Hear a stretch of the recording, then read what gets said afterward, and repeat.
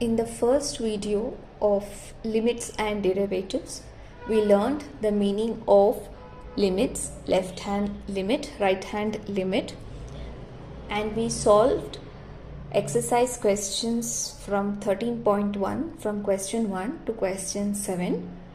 In this video, we will solve from the question 8. Question number 8. Limit x tends to 3, x to the power of 4 minus 81 divided by 2x square minus 5x minus 3.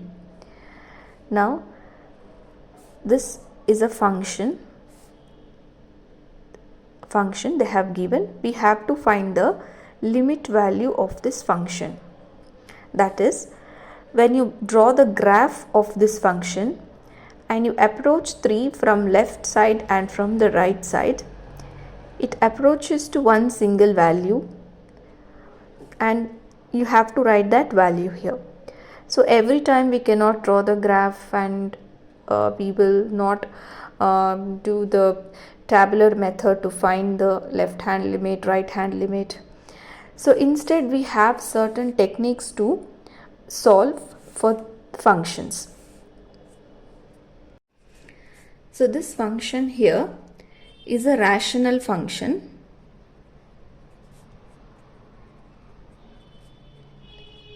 which is of the form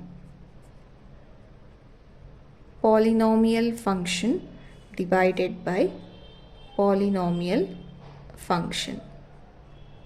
And the condition here is the denominator must not be equal to 0. So whenever you have division, fraction, the one thing we have to remember, the denominator must never be equal to 0. But what is the polynomial function? Polynomial function. So how do you identify polynomial function?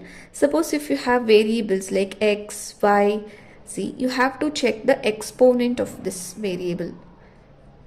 Okay, you have to check the exponent of the variable.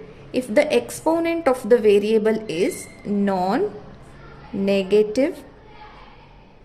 integer, okay, then we can consider or identify this as a polynomial function. So what is the meaning of non-negative integer? Non-negative means it should not be negative, but it can be 0, 1, 2, 3, 400, so on. We can give integers, but it should be non-negative, like 0 and positive. And you cannot have negative numbers and rationals as well, like minus 5 by 2. You cannot have fractions 2 by 3, 1 by 2, minus 7. So you cannot have exponent of this form. So if you have exponent of non-negative integer, then we say that the given is a polynomial function.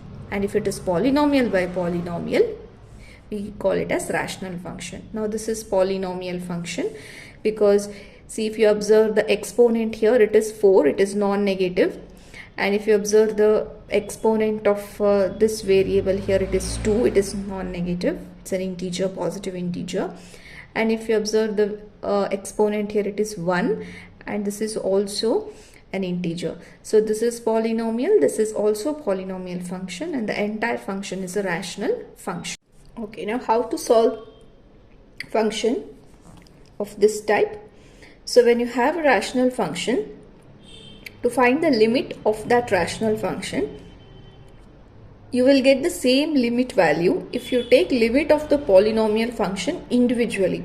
Like take the limit of the polynomial and take the limit of the polynomial in the denominator, and the value that you obtain is nothing but the limit of the rational function. They have given equal, so left hand side will be equal to right hand side. So how do you calculate the limit value of the individual polynomial function? So the limit of the polynomial function is nothing but the functional value. So in the place of x, we are going to substitute the a value here. That is the functional value, and that is same as the limit value. Okay. But In case if you get the denominator as 0, then we say that the limit does not exist. It is undefined. Then we have to look for another method. This method will not work out. But the first beginning step in solving rational function is to solve by this method to check whether it is in the 0 by 0 form. If it is not in the 0 by 0 form, then it is fine. You will get the limit value. If you get the denominator as 0, then you have to go for another method. So first we will check whether this method will work out or not.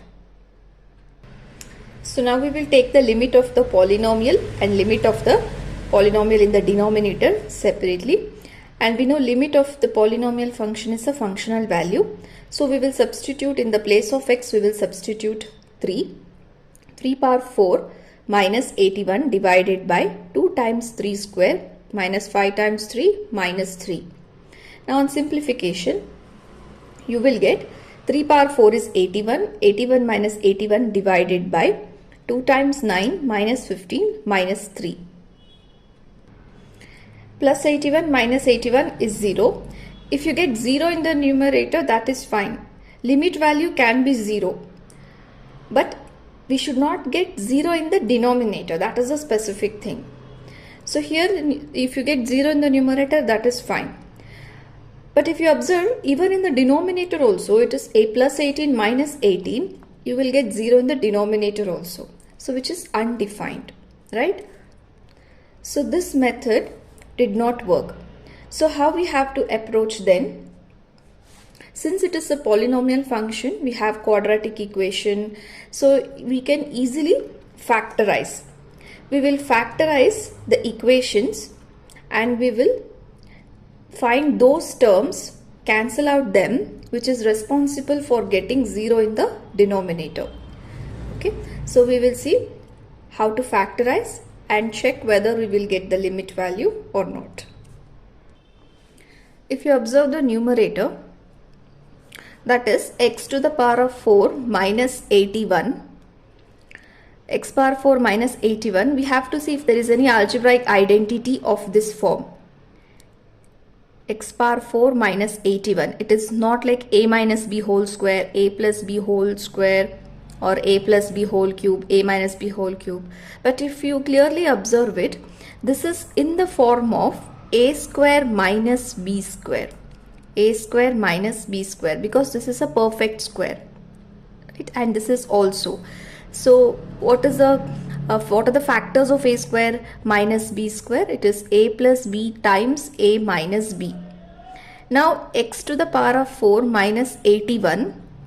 So this is not in the form of, directly it is not in the form of a square minus b square. We can write this as x square to the whole square. 2 times 2 is 4 minus 9 square. Now this entire thing is in the form of a square minus b square. This entire term x square is a and this 9 is b here. So what will be, what are the factors then? X square plus 9 times x square minus 9. Okay, so if you further you can simplify here. See, this is also again in the form of a square minus b square.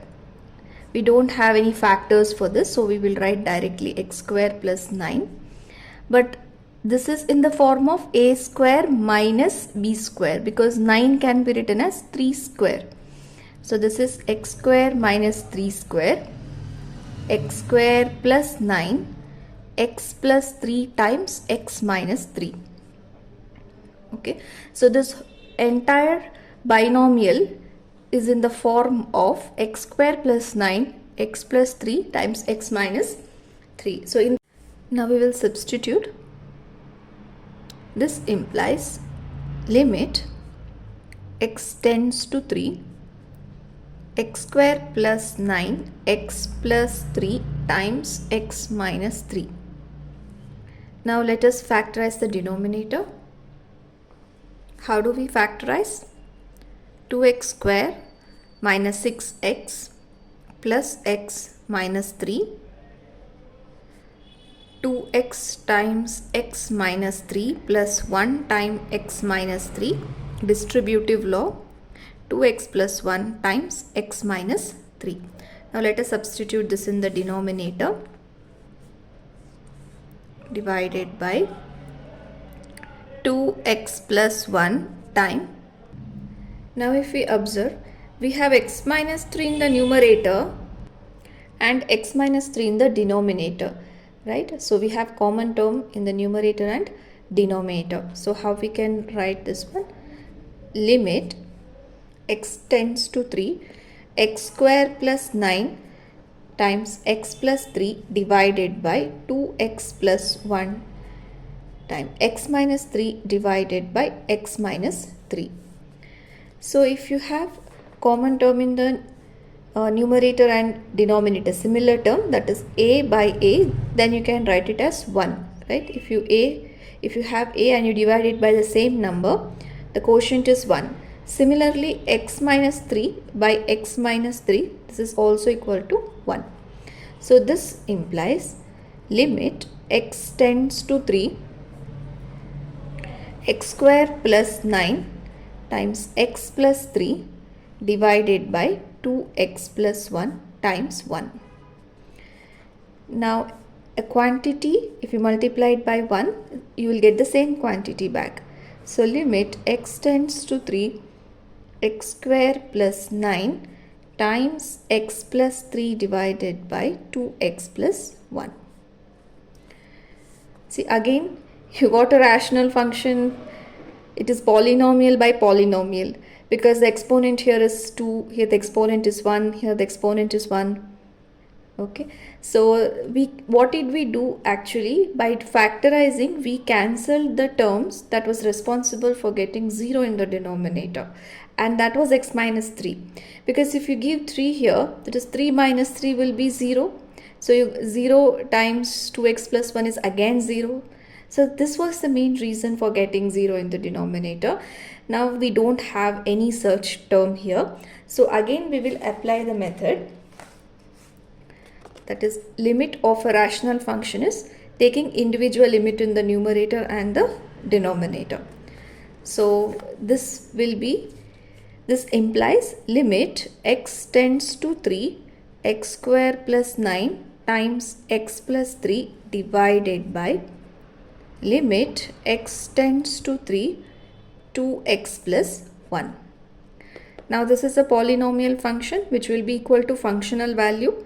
So we will directly substitute 3 square plus 9 times 3 plus 3 divided by 2 times 3 plus 1. Now this implies 3 square is 9, 9 plus 9 and 3 plus 3 is 6 divided by 2 times 3 is 6, 6 plus 1 is 7. And this is 18 times 6 by 7, and the final answer is 108 divided by 7. So this is the limit value that we were looking for. So therefore, what is the conclusion? Limit when x tends to 3, x power 4 minus 81 divided by 2x square minus 5x minus 3, this will be equal to 108 by 7. 108 by, this is the limit value.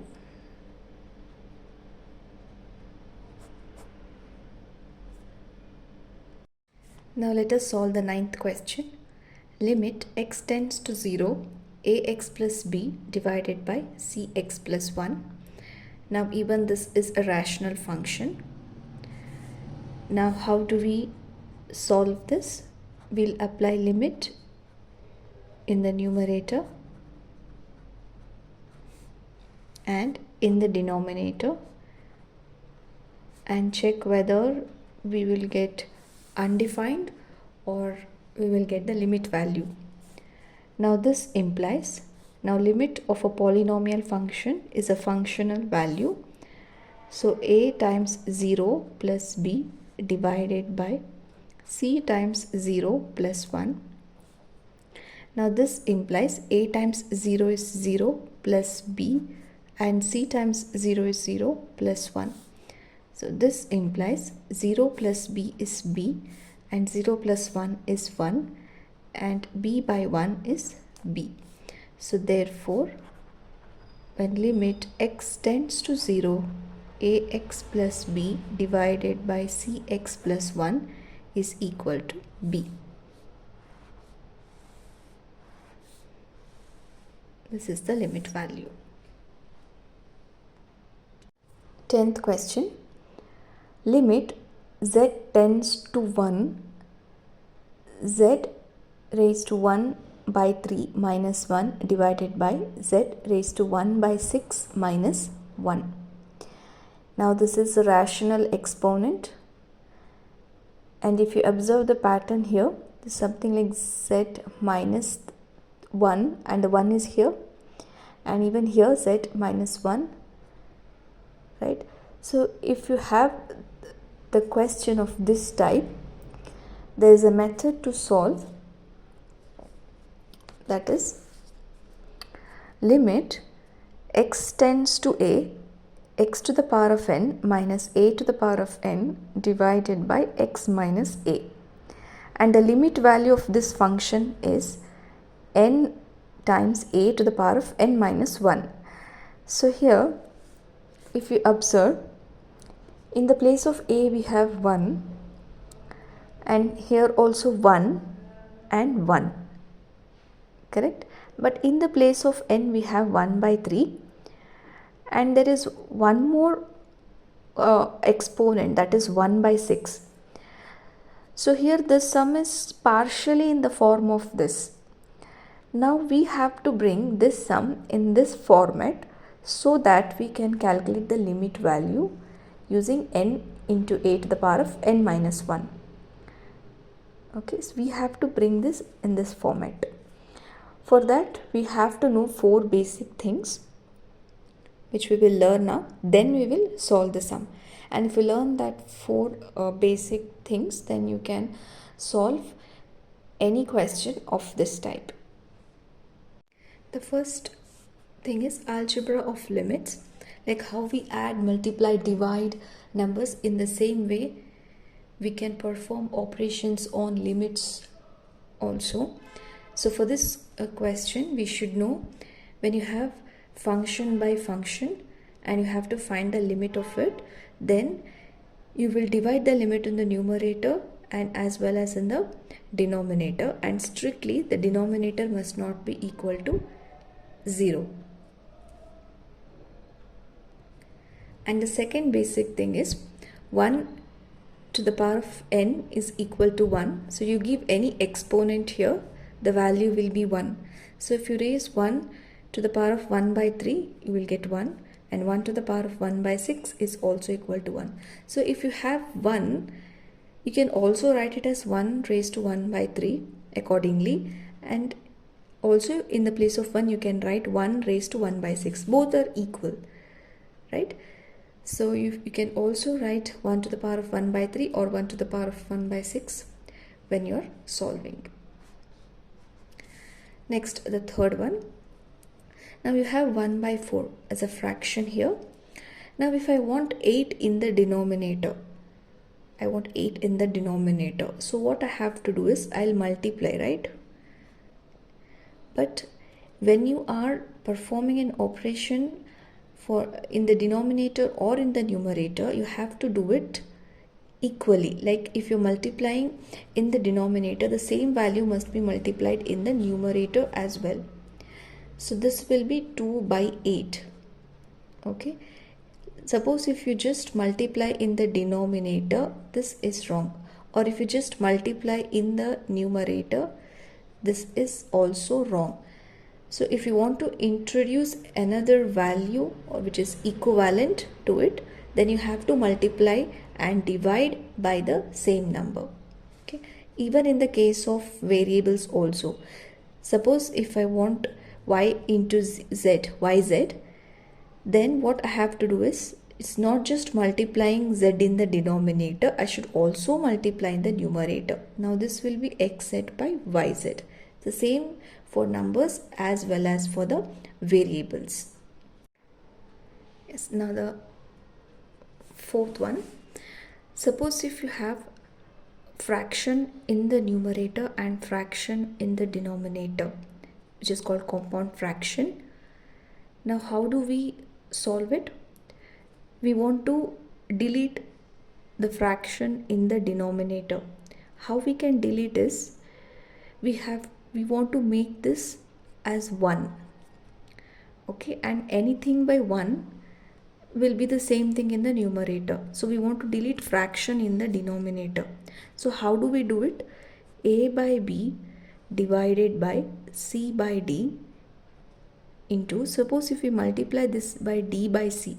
So here C by C is also 1, D by D is also 1. So the new denominator becomes 1 here. Now if just now we studied, right, if we are multiplying anything in the denominator, we have to do it in the numerator also.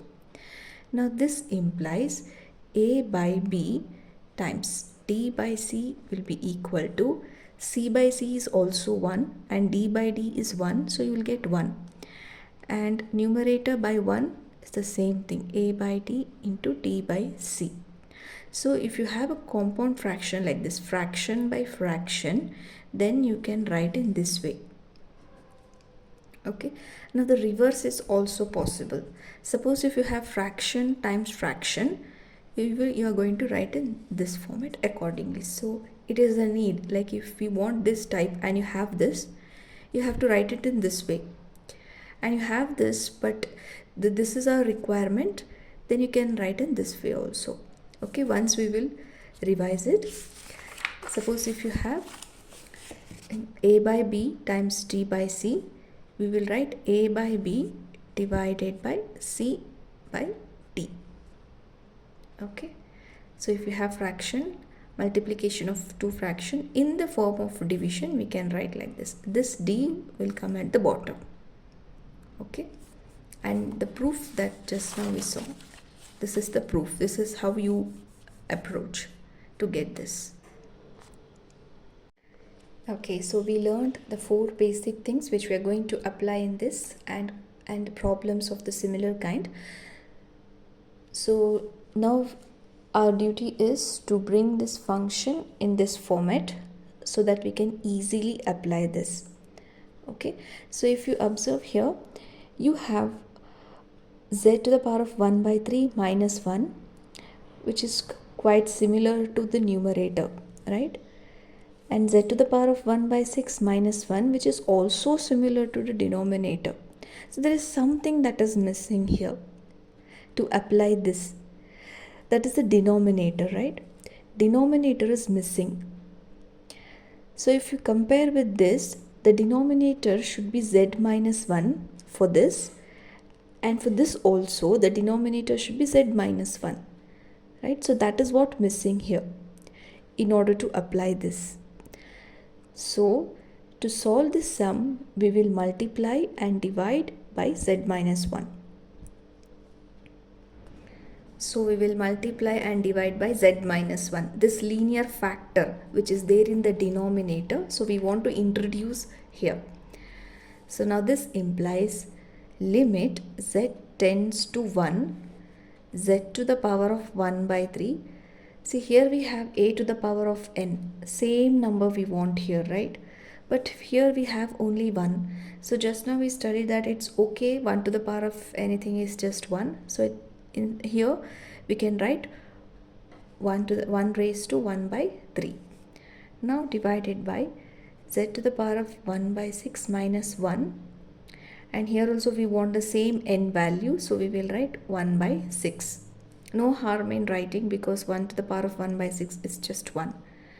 Now we are multiplying and dividing by z minus 1. We know that we cannot do partiality, so we have to multiply and divide by z minus 1. Okay, now this implies limit z tends to 1. How to proceed further? If you observe here, we want x bar n minus a bar n by x minus a. So we don't want this term here. Now commutative law, we know we can multiplication is possible, right? So we will write z to the power of 1 by 3 minus 1 to the power of 1 by 3 by z minus 1. Now into z minus 1 divided by z to the power of 1 by 6 minus 1 to the power of 1 by 6. Now this is in this format: x power n minus a power n divided by x minus a. Now this part fine, but what about this part? How do we solve this? So just now we studied. So if you have a by b times d by c, a by b into c by d, then how we can write a by b divided by c by d? Okay, now this is d and this is c, so you have to be very careful in writing. So how we are going to write this? Now this implies limit z tends to 1, z to the power of 1 by 3 minus 1 to the power of 1 by 3 by z minus 1. Now this is a compound fraction. A by b into c by d. So a by b, here we will write c, that is z to the power of 1 by 6 minus 1 to the power of 1 by 6. This bottom d will come here, z minus 1. Okay. Now here we study the algebra of limits.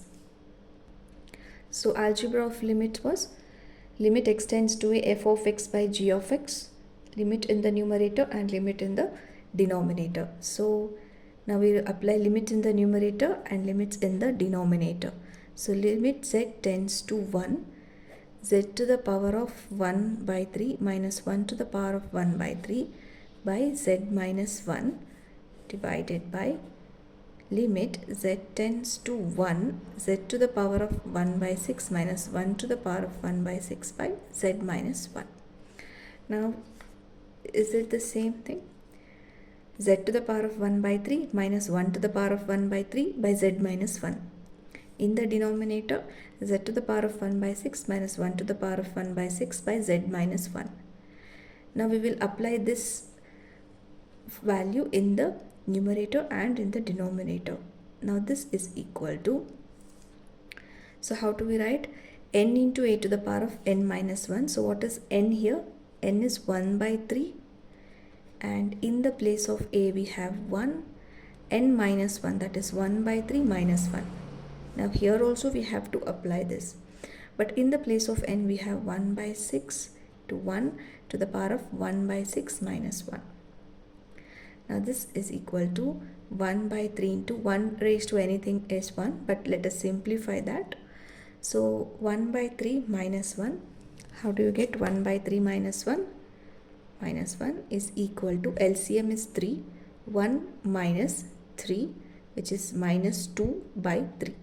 So you'll get minus 2 by 3 divided by 1 by 6 to 1 to the power of 1 by 6 minus 1. This is equal to, LCM is 6, 1 minus 6, which is minus 5 by 6. Minus 5 by 6. So this implies 1 by 3 divided by 1 by 6, because 1 to the power of anything is 1, and here also 1. Again this implies 1 by 3 divided by 1 by 6. Now again this is in the form of a by b and c by d. So if you have a by b, c by d, how you can write this one? This will be a by b into d by c, which is equals to 6 by 3, which is equal to 2. So therefore, what is the final answer? Limit z tends to 1, z to the power of 1 by 3 minus 1 divided by z to the power of 1 by 6 minus 1 is equal to 2.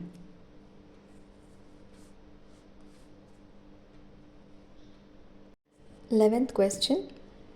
Limit x tends to 1. The function is ax square plus bx plus c divided by cx square plus bx plus a. There's a condition a plus b plus c not equal to 0. You might think why they have given a plus b plus c, but here The denominator is different.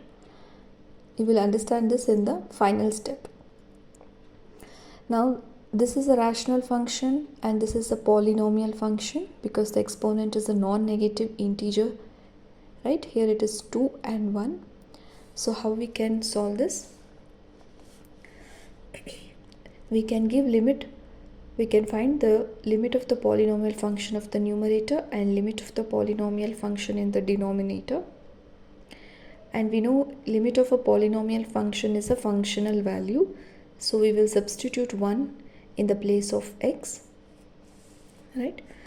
So a times 1 square plus b times 1 plus c divided by c times 1 square plus b times 1 plus a. So 1 square is 1, here also 1 square is 1, and b times 1 is b and b times 1 is b. Now this implies a times 1 is a plus b plus c divided by c plus b plus a. So this is nothing but we can c plus b plus a is nothing but a plus b plus c, right? No matter how you add the terms, you will get the same value. 1 plus 2 plus 3 is same as 3 plus 2 plus 1. Okay. Now here, if you know that numerator and denominator, if it is same, the quotient will be 1, right? So if you have a by a, you will get 1.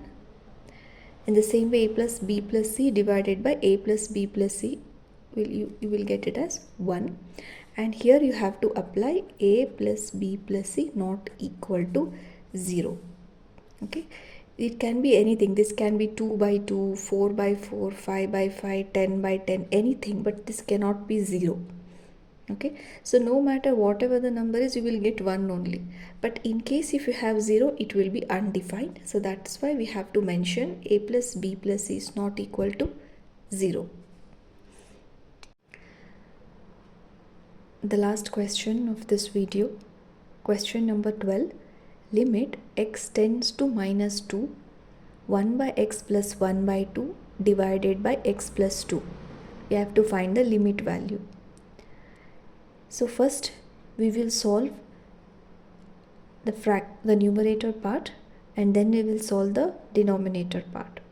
So the numerator here is 1 by x plus 1 by 2. Let us add two fractions. We have to take the LCM, that is 2x, and here you will get 2 plus x. By commutative law of addition, 2 plus x can be written as x plus 2 divided by 2x. So in the numerator, in the place of numerator, we will write x plus 2 by 2x. So this implies limit x tends to minus 2. In the numerator, we will write x plus 2 by 2x divided by x plus 2.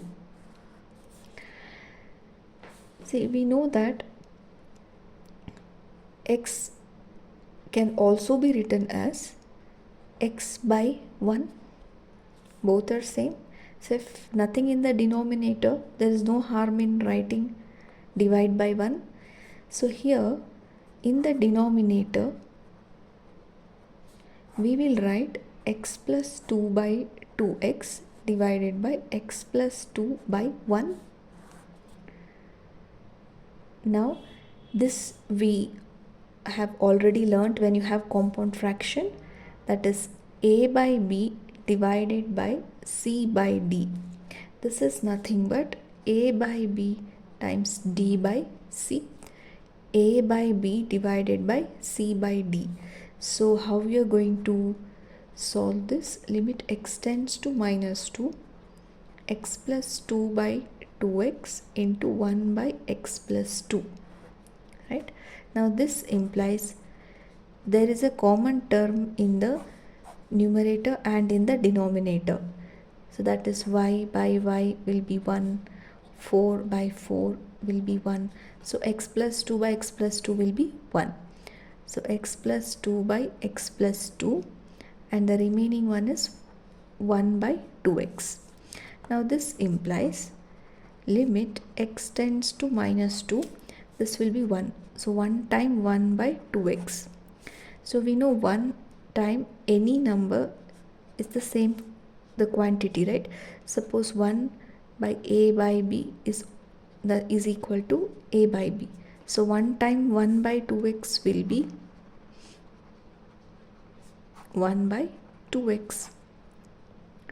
Now this is a rational function, polynomial by polynomial, polynomial by polynomial, and the limit value of the polynomial function is a functional value. So we can directly substitute here 2 times minus 2.